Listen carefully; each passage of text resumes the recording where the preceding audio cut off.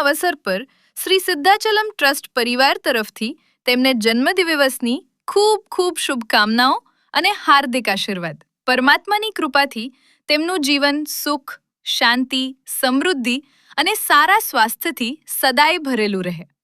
માનસુ, તમને જન્મદિવસની ખૂબ ખૂબ શુભકામનાઓ. જો આ વિડીયો તમને પસંદ આવ્યો હોય તો જરૂરથી લાઈક કરો, શેર કરો અને તમારા પરિવારજનો તથા મિત્રો સુધી પહોંચાડો.